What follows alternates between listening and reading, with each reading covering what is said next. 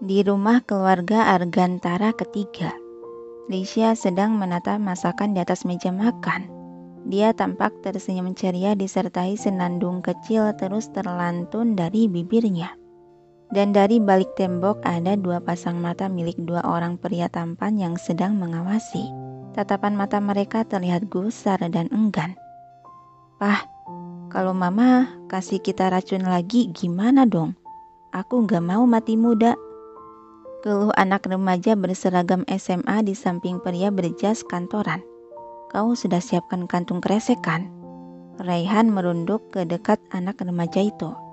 Levin mengacungkan sebuah kantung kresek berwarna hitam ke hadapan wajah sang papa. "Sesuai permintaan papa, aku sudah siapkan." "Bagus." Dia mengangkat jempol dan merampas kantung kresek itu. "Emang buat apa, Pak, kreseknya?" "Lihat saja nanti, kamu akan tahu." Ray tersenyum misterius menatap wanita cantik yang sebagai istrinya di ujung sana. "Papa sayang, Levin, kemari. Sarapannya sudah siap nih," seru Lisha berteriak.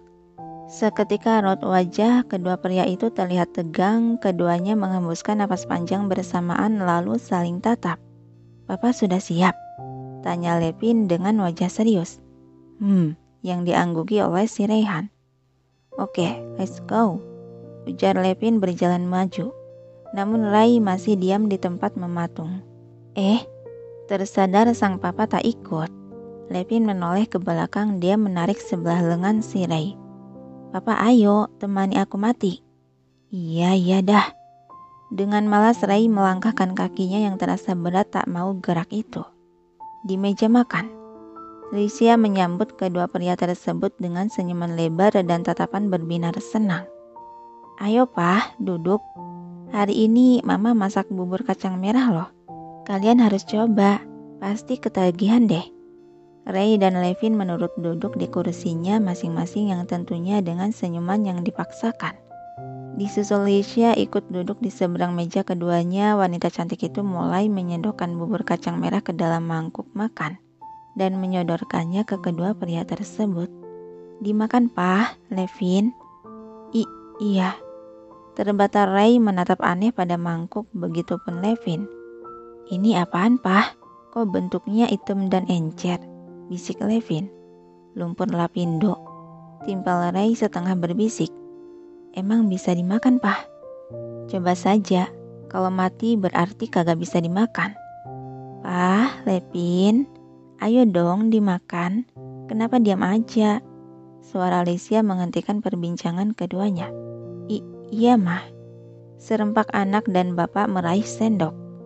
Raihan masih pura-pura mengaduk dan meniup bubur itu dengan mata melirik ke arah samping di mana anaknya sudah bersiap menyuapkan bubur.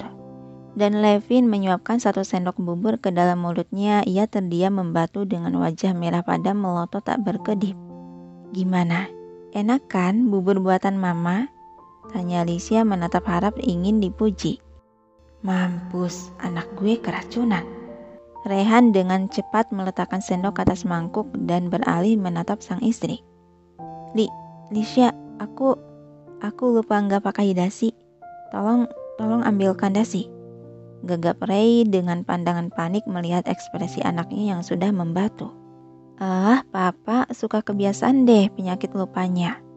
"Ya udah, Mama tinggal dulu ya. Dihabiskan makanannya," ucap Lisha bangkit dari duduknya dan melangkah pergi meninggalkan meja makan. Sepeninggalan Lisha, segera Ray mengeluarkan kantung kresek hitam tadi dan membuka lebar-lebar. "Muntahkan cepat." Levin menurut langsung memuntahkan isi dalam mulutnya. Ray menepuk-nepuk pelan tengkuk leher anak semata wayangnya itu dan menyodorkan segelas air putih. "Minum cepat." Yang segera Levin menenggak habis air putih tersebut tanpa tersisa. Dia meletakkan dengan kasar gelas kosong ke atas meja dan mengusap bibirnya yang basah lalu menghembuskan napas panjang. "Pah, apa Mama benar-benar ingin meracuni kita?" "Mungkin, bisa jadi," timpal Ray yang sedang memasukkan bubur dari mangkuk ke dalam kantung kresek. Levin melirik sebal pada pria di sampingnya itu. Kalau dibiarin terus, bisa-bisa kita mati beneran, Pak. Ya terus kita harusnya gimana? Pilih mama yang menangis terus harian atau membiarkannya saja? Ujar Ray yang seketika tergambar dalam pikiran Levin saat sang mama menangis kejar seharian tanpa jeda tanpa makan. Sepertinya membiarkannya jauh lebih baik. Kalau mama nangis seharian, aku nggak bisa main game dan tidur nyenyak. Nah tuh kamu tahu, sahutan Ray beranjak dari duduknya. Sejenak dia menepuk bahu Levin. Kalau mama tanya papa kemana, bilang aja lagi boker. Emang papa mau kemana? Cari mama baru, jawab Ray ngasal sambil lalu keluar rumah. Cari yang bisa masak ya, Pak, ujar Levin lalu menatap pada mangkuknya yang ternyata sudah kosong. Kemana lumpur lapindonya? Kan belum aku foto untuk ditunjukkan ke Asya. Di rumah keluarga Kusuma, seorang wanita tengah sibuk bergulat dengan alat dapur membuat masakan untuk sarapan keluarganya. Dia terlihat fokus mengaduk sup dalam panci. Sayang, panggilan Jeremy dari lantai atas. Seketika tangan Mika yang tengah bergerak mengaduk terhenti. Iya, Pak, sautan dia. Aku kesulitan, kemarilah, ujar Jeremy masih berteriak. Iya, bentar. Mika mengecilkan api kompor lalu berbalik berjalan ke arah tangga. Di dalam kamar, tampak Jeremy yang sebagai suaminya itu sedang terduduk di sisi ranjang. Dengan kemeja terbuka bagian atasnya dan dasi mengalung belum tertalikan. Ada apa sayang? Apa yang membuatmu kesulitan? Mika menghampiri pria tampan tersebut sehingga berdiri di hadapan. Dengan gerakan cepat Jeremy menarik tangan sang istri hingga terjatuh dan terduduk di pangkuan. Sayang, pekik Mika hendak bangkit untuk berdiri. Namun tangan Jeremy melingkar memerangkap tubuhnya agar tidak bisa bergerak dan tetap terduduk di pangkuan. Pakaikan aku dasi. Kamu ini kan punya tangan. Tidak bisa, tanganku sedang sibuk, kata Jeremy menunjuk dengan lirikan mata ke arah kedua tangannya yang melingkar memeluk Mika. Sibuk ngapain? Tanganmu nganggur gitu? Sebal Mika sembari meraih tali dasi untuk dibentuk. Jeremy terkekeh seraya mendekatkan wajahnya ke wajah cantik sang istri. Kau semakin hari semakin cantik, goda dia, yang seketika menciptakan rona merah di kedua pipi Mika. Jangan merayuku, masih pagi. Pelukan di pinggang ramping itu semakin erat dan tubuh mereka merapat dengan sebelah tangan lainnya Jeremy meraih dagu Mika. Memang kenapa jika masih pagi, sayang? Gumam dia sambil melabuhkan bibirnya di bibir merah sang istri dan meraup memperdalam ciuman. Sementara di lantai bawah, seorang gadis remaja berseragam putih abu SMA yang memiliki mata silver itu baru saja keluar dari dalam kamarnya. Dia berjalan ke arah dapur sambil merapikan dasi. Mah, jam tangan Asya yang warna putih di mana ya?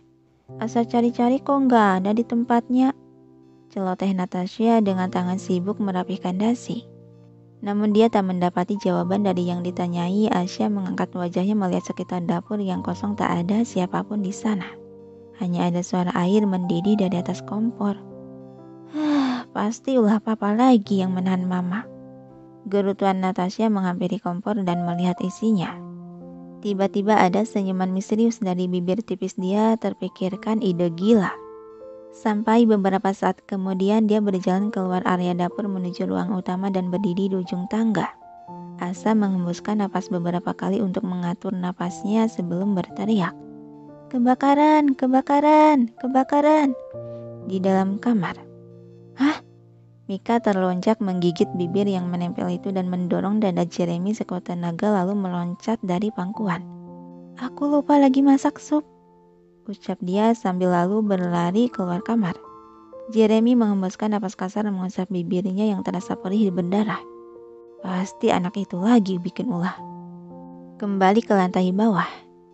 Mana kebakaran? Mana? Panik Mika menuruni anak tangga dengan tergesa. Itu mah, di dapur ada api, sahutan Asya bersikap panik seakan beneran ia terjadi kebakaran. Mana? Mana? Ayo kita padamkan. Mika berlari ke arah belokan menuju dapur. Natasha tertawa geli menutup bibirnya. Mama ucul banget sih kalau lagi panik. Seru ya ngerjain mama. Sahutan pria dari arah belakang terdengar dingin dan berat menghentikan tawa Natasha. Dengan gerakan pelan dan kaku Natasha menengok ke belakang. Ia tersenyum cengengesan menampilkan sederet gigi rapihnya. Papa, sejak kapan papa ada di sini? Sejak kamu menertawai mamamu. Jeremy melangkah agar berhadapan dengan putrinya. Ia bersedekap tangan di depan dan menatap tajam. Maaf pa, Asa kan hanya bercanda. Gadis cantik itu menunduk merasa bersalah. Jeremy menyentil kening putih gadis itu membuat Natasha meringis dan mengusap keningnya. Hafalkan nada yang kemarin papa mainkan. Nanti besok pagi, papa akan uji permainan pianomu. Sontak Natasha mengangkat wajahnya cepat. Tapi pa, gak ada tapi-tapian.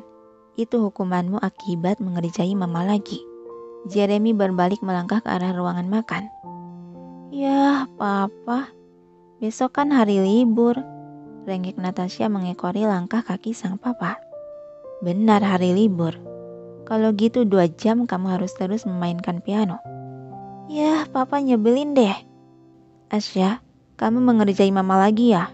Katanya ada kebakaran di dapur. Tapi mama lihat gak ada tuh. Ujar Mika sambil mengangkat panci sup untuk dibawa ke atas meja makan.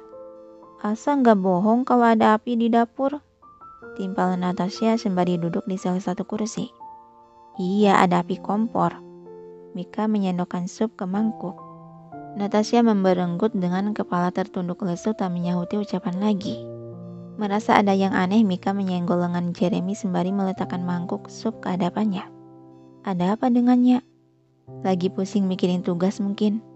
Tanggap Jeremy menyendok sup untuk disuapkan ke mulut. Namun saat cairan itu menyentuh lidahnya, seketika Jeremy dibuat terdiam membeku dengan bibir rapat menatap tajam ke arah depan. Dan dia terbatuk merasakan asin yang pekat dan rasa pedas terbakar di lidahnya dari cairan sup itu. Sayang, kamu kenapa? Cemas Mika menyodorkan air putih. Jeremy meminum air yang disodorkan sampai habis setengah. Wajahnya sudah berubah merah padam dengan mata merah berair. Supnya, dia menunjuk ke arah panci. Tawa menggelegar dari garis cantik di seberang meja membuat pasangan suami istri itu langsung menoleh cepat dan menatap geram. Asya, ucap keduanya menggeram kesal.